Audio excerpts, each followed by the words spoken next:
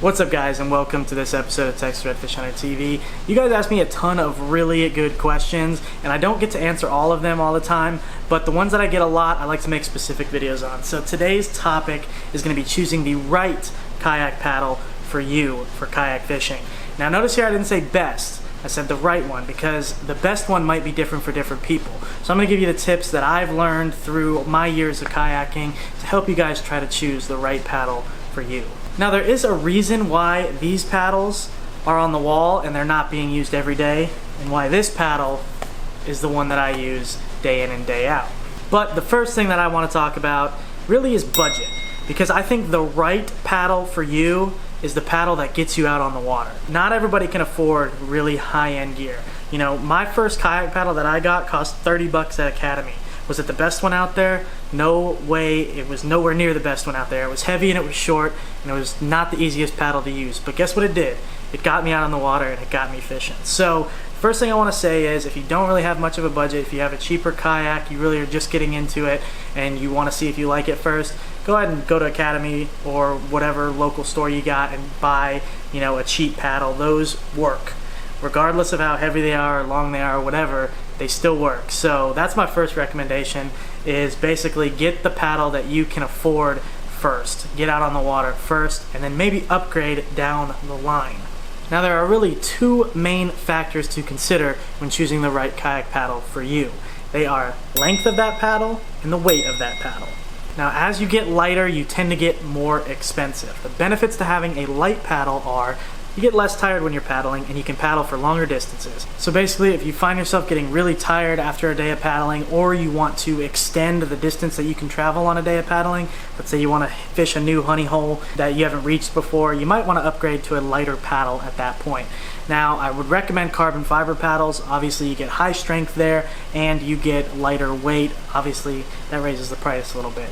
I think there are actually carbon fiber paddles like at Academy for $120, $150. You may even be able to pick them up used, or you might be able to pick them up cheaper in some other way. Now, other carbon fiber paddles get up to like $350, $400, $500. Crazy expensive, but those ones offer stuff like extremely light with still the high strength that you can use, and they give you some aerodynamic advantages. Some of the bent paddles, some of them have angles so that while you're forward paddling you have less wind resistance against you. Again, stuff like that.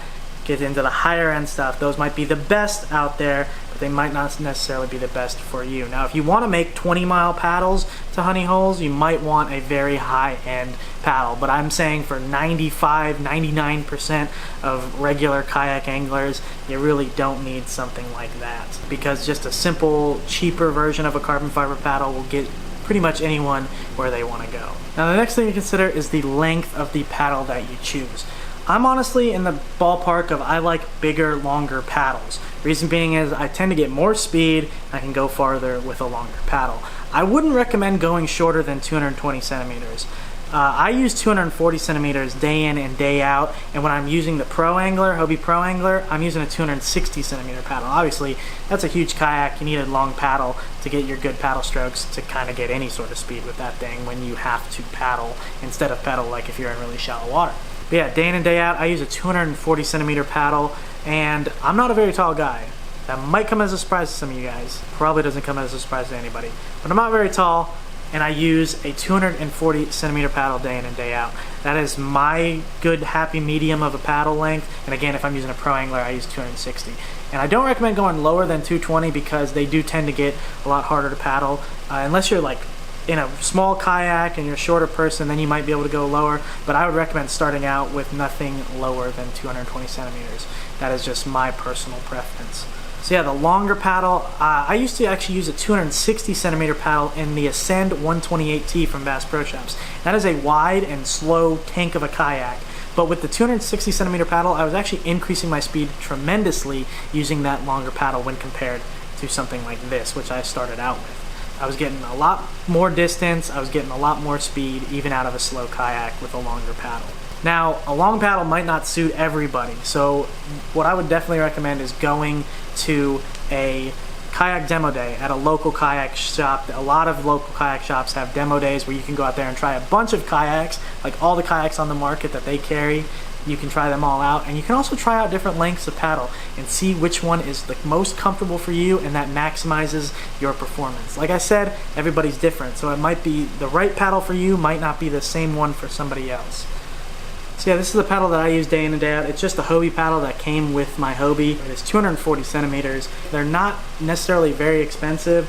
I'm not exactly sure how much they are brand new to just go and buy, but it's a decent paddle. These ones, again, are short and heavy. That one's actually never been used. I just really like the way that one looked. This one got used pretty extensively, and I had to upgrade to a 260 centimeter paddle when I realized that I was really slow with it because of how short and how heavy it was. But I also know companies like Bending Branches, Werner, they have paddles, carbon fiber paddles in the 120 to 150 range. If you want to upgrade from just a starter paddle, that's probably a good place to start. And again, there are other kayak paddle makers out there that make really good paddles. So do some shopping, figure out, go to the store, pick them up, see what they feel like, and maybe ask about a return policy so you can go check it out for yourself, and if you don't like it after your first trip, maybe you can return it. You never know. So I believe that is all the tips that I have for you guys today. I'm pretty sure that's it. But what I want you guys to do is actually leave your tips and your comments in the comment section below. Something that you guys recommend, that you guys look for day in and day out in the kayak paddles that you guys use. That way, all the people getting started kayak fishing or people that are looking to upgrade a paddle can get your recommendations as well. You can also leave questions down there. I'll try to answer them. You guys feel free to answer them if you guys have an opinion. For people asking questions in the comments, let's help everybody out. Let's get more people on the water kayak fishing and catching fish and having fun. Thank you guys for watching. If you're new around here, go ahead and hit the subscribe button link right here. And how about check out a video right here. It's kayak fishing. It's fun. It's cool. It's really good, actually. I mean, I'm a little bit biased in saying that it's good, but I think it's good. So click that link right there, unless you are on a device that doesn't support these clickable links.